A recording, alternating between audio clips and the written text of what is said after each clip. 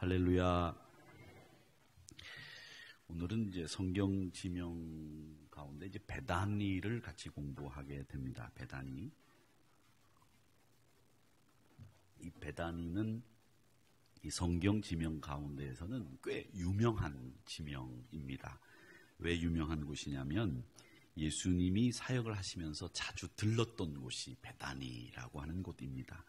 갈릴리 지역을 예수님이 가셨을 때는 주로 어디로 가셨냐면 가버나움이라고 하는 곳으로 가셨고, 또 예수님이 예루살렘 근처에 오시면, 그러니까 예루살렘은 수도이죠. 그러니까 서울로 오시면 주로 어디로 가셨느냐 하면 이 베다니에 가셔서 쉬시면서 사역을 하셨던 곳입니다.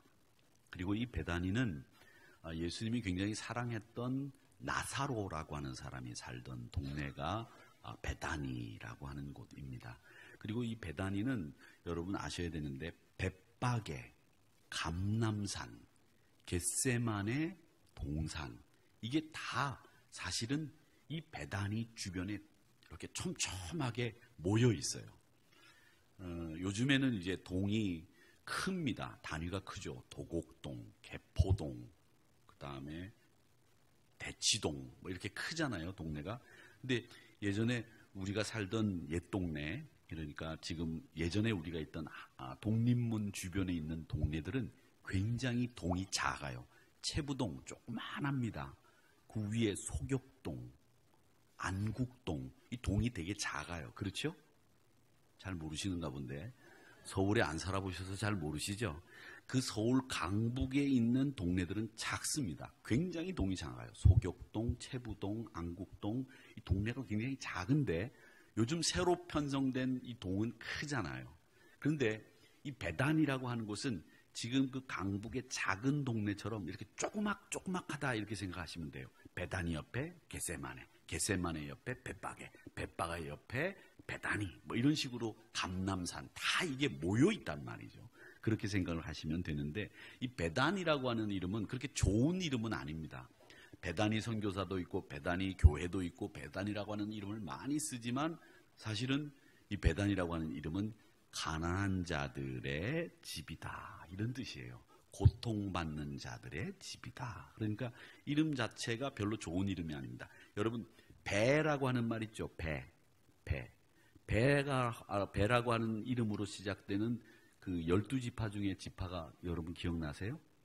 베냐민 지파 있죠. 그 베냐민 지파는 그 베논이라고 하는 사람의 이름을 낳았을 때 베논이라고 하지 않았습니까? 그 베논이라고 하는 것은 야곱이 굉장히 사랑하던 라헬이 죽으면서 낳은 아들이거든요. 그래서 슬픔의 아들이다라는 뜻으로 베논이라고 이름을 지은 거예요. 그러니까 이 베다니라고 하는 이름도 그렇게 좋은 이름은 아닙니다. 그래서 고통받는 자, 가난한 자라고 하는 집에 이 베다니라고 하는 이름이 쓰인다, 이렇게 보시면 되는데, 이 베다니는 어디냐면 이 지도는 항상 왼쪽이 북쪽이고 오른쪽이 남쪽이고 위쪽이 동쪽이다, 이렇게 말씀을 드렸는데, 베다니가 예루살렘 옆에 보이시죠? 예, 보이죠. 그 다음에 그 밑에 기브와 라마, 베들레헴이 또 밑에 보입니다. 드고와 헤로디움, 그렇죠?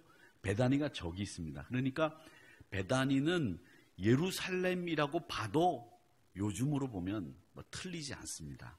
그러니까 예루살렘을 가면 베다니, 감람산, 겟세마네 동산, 벳박에를 동시에 가는 거죠.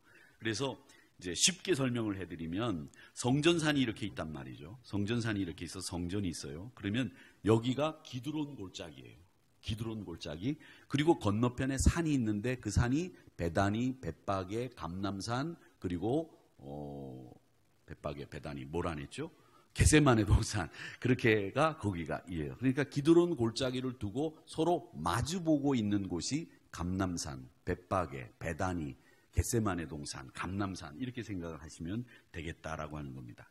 그 성경에 보면 또 이 베다니라고 하는 것이 또 한 곳이 나와요. 어디가 나오느냐면 세례 요한이 요단강에서 세례를 베푸는데 그 세례 요한이 요단강에서 세례를 베풀던 장소가 베단이라고 나옵니다. 그게 요한복음 1장 28절에 나오는 말씀인데, 이 일은 요한이 세례를 베풀던 곳 요단강 건너편 베다니에서 일어난 일이니라, 이렇게 이야기를 합니다. 이 일어난 일이 뭐냐면, 무슨 일이 일어났냐면 예수님이 지나가는 걸 보고 야, 세상짐 지고 가는 어린 양을 보라, 이 말씀을 하신 것을 가리키는 말이 일어난 일입니다. 그래서 이 일이 어디서 일어났느냐면 요한이 세례를 베풀던 요단강에서 일어난 일이다라고 하는 것을 볼 수 있습니다. 그러니까 이 베다니는 저희들이 지금 고고학자들도 그렇고 성경학자들도 이 베다니는 도대체 어디냐라고 하는 의구심을 가지고 연구를 하지만 대략 어떻게 추측을 하느냐면 여리고 보세요.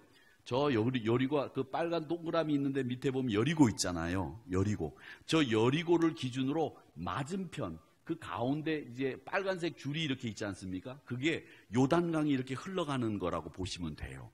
그 건너편, 여리고 건너편 요단강 어느쯤인가가 세례 요한이 세례를 베풀었던 베다니가 아니겠는가, 이렇게 보는 겁니다. 그래서 요한복음 1장 28절에 나오는 요한이 세례를 베풀었던 베다니는 여리고 맞은편, 그리고 지금 오늘 나사로가 살던 곳은 성전산 맞은편 감람산 옆, 이렇게 보시면 되는 겁니다. 이제 그렇게 정리를 하시면 되겠습니다.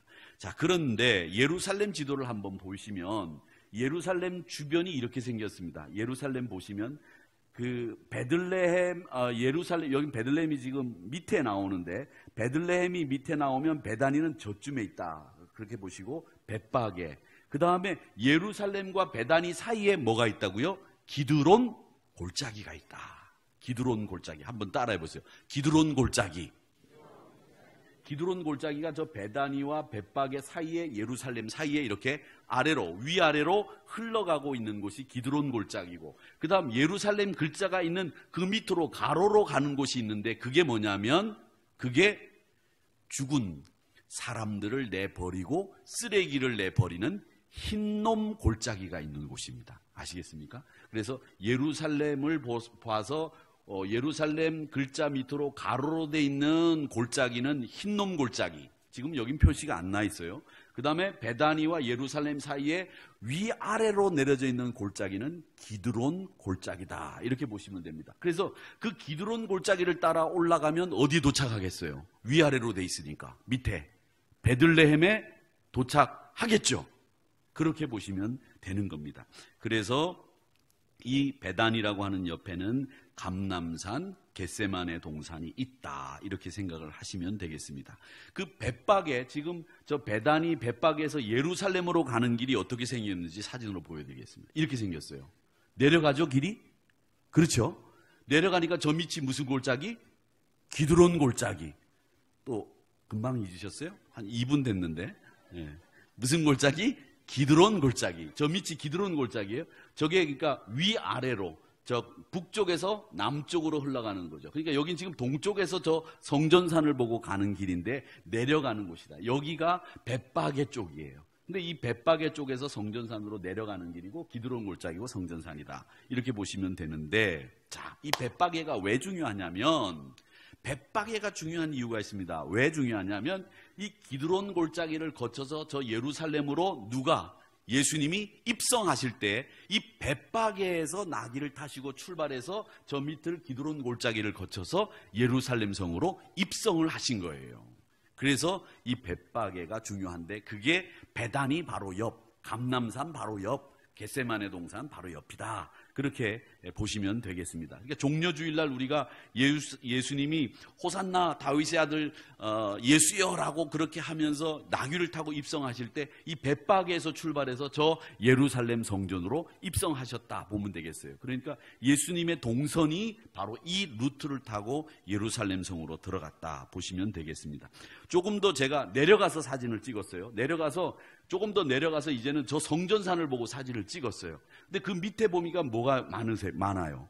묘지가 많죠? 저게 묘지입니다. 이 주변에는 묘지가 굉장히 많아요. 왜 그러냐? 감람산에서 예수님이 부활하셨잖아요. 승천하셨잖아요. 그러니까 이 주변에 있으면 예수님이 재림하실 때 자기들도 재림할 거라고 하는 신앙을 가진 사람들이 그 무덤을 제일 먼저 재림하겠다고 하는 생각을 가지고 무덤을 어디다 만들었느냐면 벳바게와 베다니 쪽에다가 무덤을 많이 만들어 두었다 하는 겁니다. 그 무덤 사진을 제가 벳박에 내려가면서 이제 쭉 내려가면서 왼쪽에 있는 무덤들을 찍은 사진입니다. 무덤들이 저렇게 생겼어요. 관이. 그러니까 관을 땅 속에다 넣는 게 아니라 동굴에다 넣지 않으면 저렇게 만들어서 그 안에다가 사람을 넣고 그 위에 뚜껑을 덮고 그 다음에 여기다가 꽃을 올려놨는데 꽃이 말라요. 그리고 꽃과 함께 이스라엘 사람들은 그 위에 돌을 얹습니다. 돌을 얹어요. 그래가지고 이 돌을 얹어서 이 사람들이 여기가 누구 묘고 이 돌을 얹은 숫자에 의해서 가족들이 왔다 갔다 이런 표시를 하기 위해서 돌을 얹어 둔다 이렇게 보시면 되겠습니다. 그러니까 베다니 옆에는 벳바게가 있고 기드론 골짜기를 거쳐서 예수님이 예루살렘 성에 입성하신 곳이다 그랬는데 이곳 옆에가 겟세마네 동산이 있다고 말씀을 드렸죠. 겟세마네 동산 있는데 그 겟세마네 동산에는 예수님이 마지막 붙잡히시던 밤에 기도하던 감람나무가 있습니다. 그 감람나무가 지금 이제 거기 겟세마네 동산에 있는 감람나무인데 이게 수령이 몇 년이 됐냐면 2000년이 됐대요. 몇 년? 2000년. 그래서 감람나무가 여러분 시편에 보면 124편, 127편, 128편에 보면 내 상에 둘린 어린 자식은 감람나무 같다 그러잖아요. 내 아내는 포도나무, 내 자식이 감람나무 같다라고 하는 그 말은 무슨 말이냐면 감람나무에서 나오는 올리브유, 그 다음에 올리브 열매, 그 다음에 감람나무는 병충해가 없습니다. 그리고 감람나무는 수령이 길어요. 그러니까 내 상에 둘린 어린 자녀가 감람나무 같다라고 하는 축복이 맞아요, 틀려요? 맞는 축복이죠. 그런 이유 때문에 내 상에 둘린 어린 자녀들이 감람나무 같다라는 말을 하는 건데 이 감람나무가 2000년이 됐다는 거죠. 그러니까 가이드들이 하는 얘기가 이 밑에서 예수님이 마지막 밤에 그 땀이 핏방울이 되도록 기도하셨는지 안 하셨는지는 모르지만 그래도 이 나무가 2000년이 됐기 때문에 예수님이 겟세마네 동산에서 기도하는 걸 볼 수는 있지 않았겠느냐 그렇게 얘기를 합니다. 그러니까 이 나무를 보시면 예수님이 겟세마네 동산에서 기도하시던 그 기도의 모습을 본 나무이기 때문에 중요한 나무라고 그렇게 여기를 사진 찍으라 그래서 보는 겁니다. 그러니까 2000년 된 나무치고는 꽤 성성하죠. 근데 나무가 2000년 가기는 쉽지 않아요. 요즘에도 보면 보호수들을 보면 막 한 500년에서 600년 정도 가는 나무는 있지만 그 500년에서 600년 정도 되면 나무가 거의 안에는 고사목이 돼가지고 다 썩어서 안이 없습니다. 그냥 거의 그냥 연명하는 정도인데 이 나무는 지금도 열매가 맺는데요. 2000년이 됐는데도 말이죠. 그런 일이 있다 하는 거죠. 그러면 우리가 이 베다니가 어떤 지역이라고 하는 것을 여러분 아셨고 베다니의 지명의 이름도 아셨는데 이 베다니에는 무슨 일이 일어났느냐라고 하는 것을 여러분 아셔야 됩니다. 베다니에서 제일 먼저 일어난 일은 예수님이 그곳에 자주 가셔서 마리아, 마르다, 나사로의 집에 머무셨습니다. 예루살렘에 가시면 그 집에 가셔서 쉬셨습니다. 그 말은 뭐냐면 이 마르다, 마리아, 나사로라고 하는 남매들이 늘 주님을 사랑하고 예수님의 모든 일을 지지해 주는 일을 했다는 겁니다. 예수님의 필요를 채워주는 일을 이 남매들이 했다는 겁니다. 그래서 긴 여행길에 휴식을 취하기 위해서 예루살렘을 가셨을 때에는 예수님은 베다니에 있는 마리아, 마르다, 나사로의 집에서 머물러 계셨고 그곳에서 휴식을 취하시면서 그곳에서 기도처소로 사용했던 곳이 바로 이 베다니라고 하는 벳박의 감람산 주변의 곳이다라고 하는 겁니다. 이 1876년에 예루살렘 입성하시는 예수님의 모습과 그 다음에 나사로의 부활이 그려진 이 십자군 시대의 사각형 돌기둥이 발견이 됐습니다. 그래서 이 사각형 돌기둥이 십자군 시대에 발견됐는데 이 발견된 돌기둥을 조사를 해보니까 이게 벌써 4세기경에 세워진 기념교회 안에 있던 돌이었어요. 그래가지고 그 기념교회에 있는 자료들을 조사해 보니까 4세기경에 그 교회를 세우면서 이 기념돌을 왜 거기다 갖다 놨는지를 봤더니 예수님이 예루살렘 성에 입성을 할 때에 나귀를 타실 때에 발을 딛고 올라섰던 돌이다라고 하는 기록이 남아 있었던 겁니다. 그래서 bet박의 기념성전은 저 돌 보이시죠? 저 돌이 예수님이 나귀를 타시기 위해서 밟고 올라섰던 돌이다 라고 그렇게 4세기경에 기념교회 안에 그렇게 세워져 있었는데 1876년에 발견된 돌로 지금도 bet박의 기념성전 안에 들어가면 4세기경에 예수님이 밟고 올라섰던 돌이 그 안에 남아 있습니다.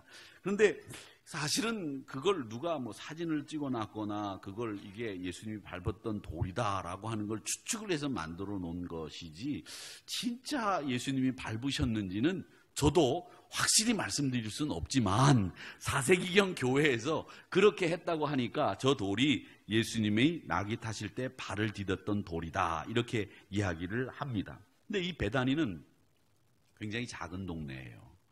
그런데 무엇보다도 여기서 예수님이 안식을 누렸던 곳이라는 점에서 베다니는 그 이름이 가난한 자의 집이라는 이름을 가지고 있지만 위로와 안식을 주는 이름이 바로 베다니라는 이름입니다. 무엇보다도 이곳에서 예수님은 죽은 나사로를 위해서 눈물을 흘리셨던 곳이에요. 이것은 주님이 그를 향해서 따뜻한 위로를 가지고 계셨다는 얘기입니다. 베다니에 살고 있던 마리아, 마르다, 나사로 남매는 다복하게 살고 있었습니다. 비록 부모님이 없었지만 그 3남매는 아주 다복하게 살면서 예수님을 사랑하는 그런 남매였는데 이 나사로가 병이 들었어요. 그래가지고 누이들이 예수님에게 사람을 보내가지고 예수님 우리 오빠가 죽게 생겼습니다. 빨리 오셔서 고쳐달라고 그렇게 기별을 전했습니다. 근데 예수님이 그 말을 듣고 그래? 속히 달려온 게 아니라 달려오시질 않았어요. 더디 오셨습니다. 예수님이 움직일 생각을 안 하시는 거예요. 근데 하루가 지났는데도 예수님이 그 기별을 듣고 안 움직이시는 거예요. 그래서 제자들 마음속에 예수님이 가실 마음이 없나 보다 이렇게 생각을 했는데 사실은 제자들 마음속에는 어떤 생각이 들어있었냐면 그 전에 예수님이 예루살렘에 가셨다가 바리새인들과 서기관들에게 돌을 맞을 뻔했거든요. 돌을 던지려고 했거든요. 그러니까 이번에 다시 예루살렘을 가면 돌을 맞을 수 있다라고 하는 공포와 위협이 제자들 마음속에 자리 잡고 있었어요. 그러니까 제자들이 같이 가서 나사로의 집에서 머물면서 쉬었으면서도 나사로가 아프다는 얘기를 듣고 예수님에게 빨리 가자고 재촉하지 않은 거예요. 예수님도 안 가시고 이런 일이 벌어진 거죠.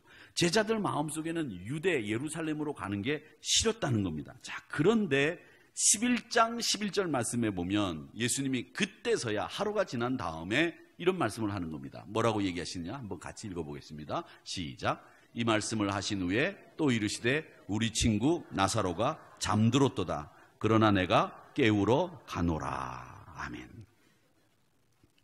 나사로를 살리는 과정에서 제자들과 대화를 하는 게 굉장히 어려운 신학적 해석이 필요로 하는 말씀입니다. 이게 성경이 다 쉬운 게 아니에요. 예수님과 제자들과의 대화, 이 부분에서 제자들은 굉장히 어려운 해석이 필요한 부분인데 이걸 마르다, 마리아, 나중에 늦게 와서 그 자매들이 예수님을 원망했다 이런 얘기들이 있는데 우리는 지명 강해를 하고 있는 거기 때문에 오직 베다니에서 일어난 일만 가지고 접근을 하자고 한다면 이제 나흘이 지났어요. 도착한 지 하루가 지나서 출발해서 하루가 지났으니까 나흘이 지났단 말이죠. 도착하고 나니까. 그러니까 그 뜨거운 날씨에 사람이 죽었으니 냄새가 나겠어요, 안 나겠어요? 나죠. 납니다. 그리고 이제 저도 이제 이렇게 그 하관 예배라든지 이런 거를 많이 하고 요즘에는 이제 그렇게 하지만 이제 돌아가시기 직전에 저는 그 연명 치료가 안 좋은 게 그 품위 있게 죽지 못하게 하는 이유 중에 하나가 연명 치료를 하고 나면 약물을 많이 투여합니다. 그렇게 투여하고 나면 돌아가시면 그 투여된 약물들이 다 나와요. 그래서 그 어떤 분 같은 경우에는 죄송스럽습니다만 식사하기 전이고 예배 시간인데 이런 얘기까지 할 필요는 없지만 이 관 안에다가 비닐을 까는 경우들도 있어요. 그 정도예요. 그러니까 품위 있게 죽기 위해서 우리가 하나님이 부르신다고 하면 그 연명치료 같은 거 받아서 우리 몸에다가 참 주사바늘 꽂고 이럴 필요 있겠나라는 생각이 그걸 보면서 참 많이 느껴요. 근데 사람이 냉동고도 없는 데서 죽은 지 사흘이 됐으니까 냄새가 당연히 나겠죠. 그래서 예수님이 도착하니까 그 냄새가 난다는 얘기를 남매들 가운데 자매들이 하는 거예요. 그런데 예수님이 무덤에 들어가 있는 나사로를 향해서 가서 돌을 굴려라. 그런 다음에 그 나사로가 무덤에 있는 것을 보고 나사로야 나와라. 이렇게 이야기를 하시는 겁니다. 그런데 문제는 뭐냐? 이렇게 나사로를 살리고 난 뒤 53절을 보시기 바랍니다. 나사로를 살리고 난 뒤입니다. 시작. 이날부터는 그들이 예수를 죽이려고 모의하니라. 여러분, 예수님을 죽이려고 모의를 바리새인들과 대제사장들이 시작한 시점이 언제냐면 바로 베다니에 있는 나사로를 살리고 난 뒤부터, 이날부터 그들이 예수님을 죽이려고 모의를 시작을 했다는 겁니다. 그러니까 여러분들이 잘 알고 계셔야 돼요. 이 바리새인들과 서기관들이 그냥 아무 때 언제 이 예수님을 죽이려고 모의를 시작한 게 아니라 예수님이 나사로를 살리고 난 이후부터 예수님을 죽이려고 모의를 시작을 했다는 겁니다. 자, 이 일은 뭐냐면 저는 예수님이 위로하시고 우리를 살리시기 위해서 자신이 죽을 수 있음에도 불구하고 그 일을 행하신 겁니다. 사랑하는 성도 여러분, 우리 주님의 사역은 위로의 사역이에요. 우리 주님은 여러분을 위로하시고 평안을 주시고 여러분들에게 샬롬을 주시는 분이 우리 주님이신 줄 믿으시기를 축원합니다. 로마서 15장 4절 말씀을 한번 읽어볼까요? 자, 읽어보겠습니다. 시작. 무엇이든지 전에 기록된 바는 우리의 교훈을 위하여 기록된 것이니 우리로 하여금 인내로 또는 성경의 위로로 소망을 가지게 함이니라. 아멘. 소망을 가질 수 있는 방법이 그게 뭐냐? 성경의 위로라는 거예요. 성경의 위로. 우리 주님은 베다니에서 위로의 사역을 하신 겁니다. 우리도 성도들은 서로 위로하고 격려하는 사역을 감당하시기를 축원합니다. 에베소서 6장 22절의 말씀에 보면 바울이 에베소 교인들에게 이런 말을 합니다. 뭐라고 얘기하느냐면 우리 사정을 알리고 또 너희 마음을 위로하기 위하여 내가 특별히 그를 너희에게 보내었노라. 그렇게 얘기를 하시는데 바울 사도가 에베소 교회에게 위로의 마음을 얻게 하기 위해서 보낸 사람이 누구냐면 두기고입니다. 두기고. 그래서 그 사람이 두기고인데 이 두기고에 대해서 에베소서 말씀은 뭐라고 얘기하냐면 그는 사랑받는 형제, 진실한 사람, 그 사람이 두기고다. 그렇게 얘기를 하면서 너희들을 위로하기 위해서 보냈다라고 얘기를 하고 있습니다. 사랑하는 성도 여러분, 위로가 되는 사람의 조건은 뭐냐? 예수님처럼 진실하고 사랑받는 인물, 그 사람들이 바로 위로의 인물이라고 하는 것을 이 베다니 사역을 통해서 배우시기를 축원하고 이 베다니 사역을 통해서 여러분 모두가 두기고 같은 인물이 되시기를 주의 이름으로 축원합니다. 자, 그 다음에 또 하나 우리가 생각해 볼 것은 이 베다니는요, 우리의 생각을 뛰어넘는 일들이 일어났던 곳이 베다니입니다. 즉, 죽었던 사람을 살리는 일이 일어났던 곳이 베다니예요. 이 죽었던 사람이 다시 살아나는 건 우리 생각을 뛰어넘는 거잖아요. 우리는 물론 믿음이 있기 때문에 우리는 부활합니다. 우리는 주의 재림 때에 천국잔치에 초청받습니다 라고 하는 신앙이 있지만 보통 사람들은 죽으면 끝이다 이렇게 생각하기 때문에 그 죽음을 이기고 살아난 것은 우리 생각을 뛰어넘는 일이에요. 성경은 분명히 얘기합니다. 죽음이 끝이 아니다. 사람들은 자신의 틀에서 뛰어넘지 못하고 생각할 때가 참 많이 있습니다. 여러분의 생각을 뛰어넘어야 됩니다. 제가 한 가지 예를 들어볼까요? 1600년에 지구가 태양 주위를 돈다고 갈릴레오가 이야기를 했어요. 이 사람이 굉장히 천재입니다. 여러분 아실 거예요. 갈릴레이. 근데 이름이 똑같죠? 갈릴레이. 근데 왜 이러냐면 이태리 사람들, 이 사람이 어디 사람이냐면 베네치아 아니 피렌체 사람이에요. 제가 잠깐 이름을 잊어버렸는데 그 피렌체가 있는 동네가 토스카 지방입니다. 토스카 아세요? 토스카 모르세요? 아, 토스카 모르시는구나. 여러분 토스카 조금 이따가 제가 설명해드리면 토스카 금방 기억날 거예요. 토스카 지방 사람인데 이태리 토스카 지방 사람인데 이태리 토스카 지방은 큰아들이 태어나면 이름을 겹쳐서 써요.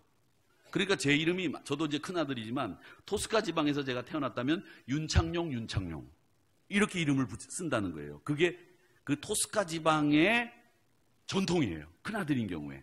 그래서 이 사람이 갈릴레이인데 앞에 이름은 오로 하고 뒤에 이름은 이로 해서 갈릴레오 갈릴레이라고 하는 거예요. 아시겠죠? 이제 이런 거 아는 사람들 별로 없어요. 갈릴레오 갈릴레이가 왜 이름이 두 개냐 그러면 토스카 지방의 장남인 경우엔 이름을 겹쳐서 쓰는 거다. 이거 모른다고요. 그런데 이 토스카 지방을 여러분 왜 모르시느냐 하면 여러분 토스카 지방에서 제일 많이 나는 게 소하고 양이 제일 많이 납니다. 그래서 피렌체에 가면 꼭 뭘 먹어야 되냐? 스테이크를 드셔야 돼요. 아시겠어요? 나중에 이렇게 단체 여행 가가지고서 이렇게 깃발 따라 다니다가도 그 가이드한테 꼭 이 스테이크는 피렌체에서 먹어야 된다고 얘기를 하셔야 되는 이유가 여기는 양과 소가 제일 많이 나오는 동네가 이 토스카 지방입니다. 그러니까 옛날에 우리가 입던 무스탕을 무슨 무스탕이라고 하냐? 토스카 무스탕이라고 하는 이유가 그 이유예요. 이제 아시겠어요? 그 입어보셨잖아. 옛날에 유행 한참 할 때 막 무스탕 다 입고 다니고 이 추운 날. 안 입어보셨구나.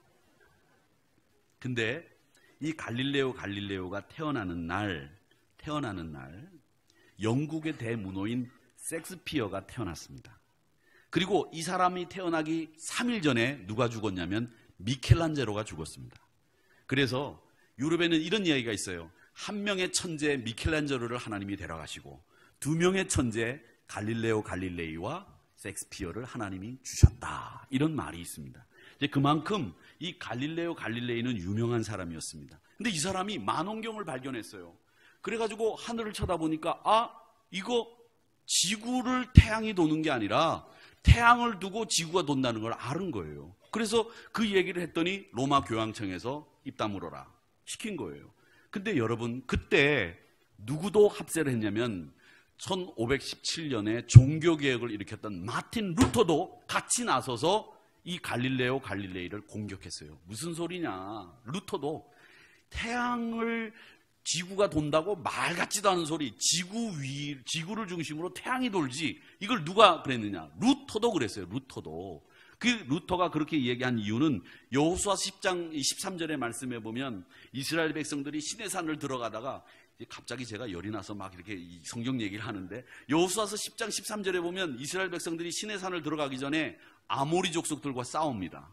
그렇게 아모리 족속들과 싸울 때에 여호수아가 기도를 하면서 뭐라고 얘기를 하느냐면 하나님 태양을 좀 멈추게 해달라고. 그래서 태양이 머물게 되는 일이 있습니다. 이걸 이 루터가 근거로 해서 무슨 소리냐? 태양이 지구를 돌지 지구가 태양주위를 도냐? 말도 안 된다. 그렇게 이야기를 했습니다.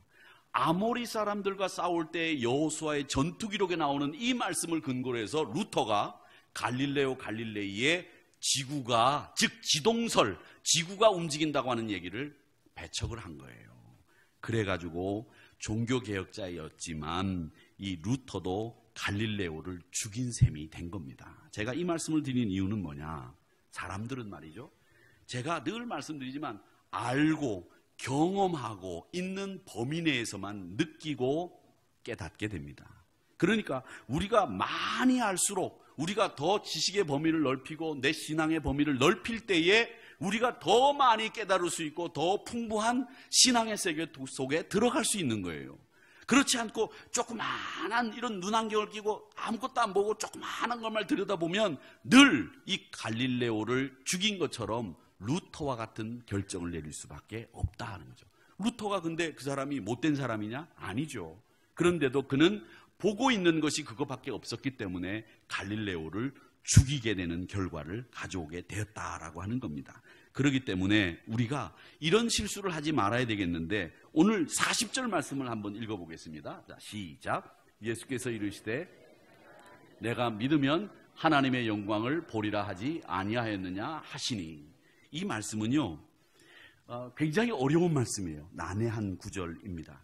이 말씀은 한마디로 쉽게 말씀드리면 믿으면 새로운 세계가 보인다라는 말씀입니다. 새로운 세계가 보인다. 나사로의 부활을 통해서 예수님은 믿음의 세계로 너희들이 들어와야 된다.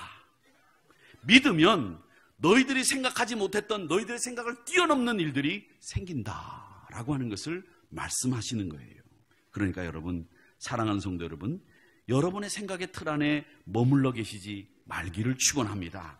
늘 새로운 세계가 있고 내가 생각하는 것보다 더 놀라운 일들이 이 믿음의 세계 안에 있다는 걸 아셔야 돼요.